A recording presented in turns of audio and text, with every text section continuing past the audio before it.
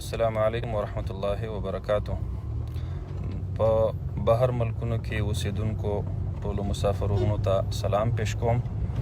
او بیا پرون چې په سعودي عرب ریاض کې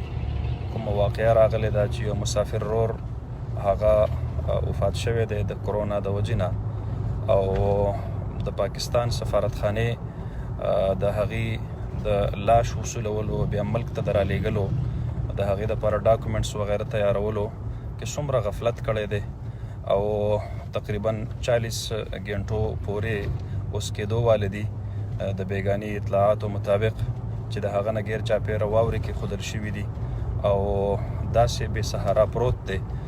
ظاهره خبره ده د هغه به په خپل وطن کې رونه به یي، بیبي به یي، بچي به یي، مور او پلار به یي، رشته دار به یي، یاران دوستان به یي. د هغې په زړه باندې به کوم حالت تېرېږي د مسافرو په غم باندې چې څوک غمجن وي هغې ته د هغې خبرې ډېر زیات احساس وي. زه ډېر افسوس سره دا خبره کوم چې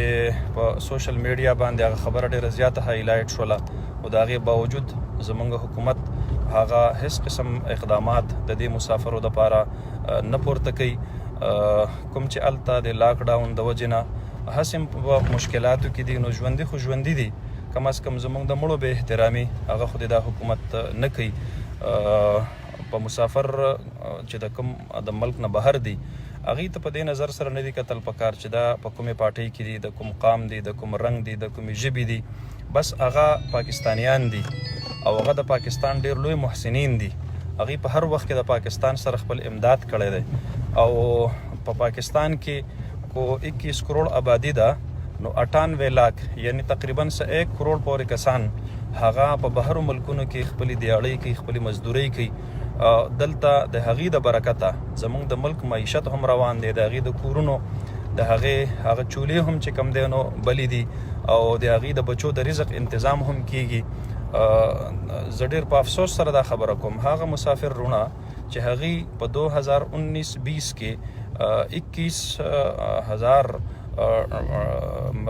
21 ارب ډالر دا چې کم دی نو پاکستان ته 21 ارب روپۍ دا په زر مبادله کې رالیږلي دي او د پاکستان اکانومي په هغې سره بهتر شوې ده. زما په خیال باندې دومره یو قیمتي سرمایه هغه اګنور کول، هغه یکسر نظر انداز کول دا زموږ د دې حکومت ډېر لویه نااهلي ده، نالایقي ده او ډېر لوی غفلت دی او دا هغه مسافر رونه دي چې د ټولو نه زیات د دې موجوده حکومت لپاره دوی آواز پورته کړی او دوی خپلو کورونو ته ټلیفونونه کړي چې تاسو په یو نوي جذبه باندې د نوي حکومت لپاره چې کوم دی نو ووټ ورکوئ او ورله وکئ. په خپله پکې بعضې خلکو ټکټونه راغستي او صرف د ووټ د ورځې لپاره دلته راغلي وو. نن هغه مسافر رونه زموږ په تکلیف کې دي، په مشکلاتو کې دي. د دوبۍ د شارجې چې کوم مسافر دي چاته چې به 1500 درهم باندې ټیکټ ملاوېدلو نن هغه ټیکټ هغوی ته هغه چې کوم دی نو په 3000 درهم باندې ملاویږي. په ملیشا چې کوم بایګان دي او هغې ته به کوم ټیکټ په 800-900 رنګۍ باندې ملاوېدلو نن په بلیک باندې هغه ټیکټونه د 2.5 نه واخلې تر 3000 رنګو پورې خرڅېږي او نه هغه په انصاف سره هغې ته ټیکټونه ملاویږي په رجسټریشن او په سیریل نمبر باندې بلکې په اپروچ باندې ملاویږي، په سفارشونو باندې ملاویږي. کوم حقدار دي، بیماران دي، تکلیف زده دي او هغه چې کم دی نو مخوریز نه دي او د هغې اپروچ نشته دی او د هغې سفارش نشته دی نو هغوی ته چې کم دی نو نه ملاویږي او چې د چا سفارش دی د چا اپروچ دی هغوی ته ملاویږي. زما په خیال باندې کو مسافر رونه زموږ په ملیشا کې دي، کو په شارجه دوبۍ کې دي، کو په سعودي کې دي، کو د نورو ملکونو په هر ځای کې هغه چې کم دی نو دیاړي کوي، مزدوري کوي، هغه زموږ سرمایه ده، هغه زموږ اساسه ده. د هغې د برکته دلته چې کم دی نو الله تعالی د دې ټولو خلقو د رزق چې کم دی نو یو سلسله دا قایمه ساتلې ده. نو زما په خیال باندې دا ډېر زیاتی دی او زه خو په دې حالاتو کې د جمعیت علما اسلام د یو ذمهدار په حیثیت باندې ټولو مسافرو رونو ته د هغې سره خپله همدردي اظهار کوم او د هغې سره خپل غږ شریکوم او د هغې په غم کې خپل ځان شریکوم. زموږ جماعت ورسره شریک دی او انشاءالله ان قریب به زموږ په 5 جون باندې د صوبایي عملي اجلاس دی، بیا په 9-10 جون باندې زموږ د مرکزي مجلس عاملې اجلاس دی. نو هغې ته به زه دا خبر رسوم چې هغوی په سینټ کې، په قومي اسمبلی کې، په صوبایي اسمبلی کې د اوورسیز پاکستانیانو او د مسافر ورونو دپاره د خپل آواز پورته کړي او د تکلیف په دې حالت کې د هغې زړونو ته حوصله ورکړي، تسلي ورکړي، ډاډ ورته ورکړي او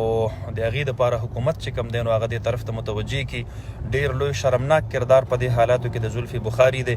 چا چې سترګې پټې کړي دي او د دغې خپلو مسافر ورونو هیڅ قسم چې کوم دی نو اقدامات هغه نه پورته کوي. په دغې حالاتو کې جمعیت علما اسلام هغه د خپل اوورسیز پاکستانیانو ورونو سره او د خپلو مسافرو ورونو سره چې کوم دی نو قدم په قدم باندې هغه به ولاړ وي انشاءالله او حکومتي چارواکو ته به د هغې آواز هغه چې کوم دی نو انشاءالله رسوي که خیري. د دغې ورور دپاره د چا نه چې غیر چاپیره اوس هم چې کوم دی نو په ریاض کې، په سعودي عرب کې هغه د لاش نه غیر چاپیره واوره پرته ده. دا څومره د افسوس خبره ده. یو ایټمي ملک چې په دنیا کې هغه 6 نمبر لویه آبادي لري، په دنیا کې چې کوم هغه یو نوم دی، د هغې یو شهري هغه په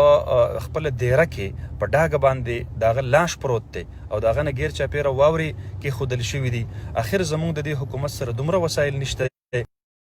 خو سکه چې دغه مړوله چې کم دی نو لږ په عزت او په احترام او په تکریم باندې چې کم دی نو د ریسپانس ورته ورکړي او هغې چې کم دی نو خپلو کور والو ته، خپل خاندان والو ته صحیح سلامت په عزت او په عافیت سره چې کم دی نو هغه راولیږي. په دې حالاتو کې په ریاض کې چې د پاکستان کوم کنسلیټ دی یا په سعودي عرب کې چې د پاکستان کومه سفارتخانه ده،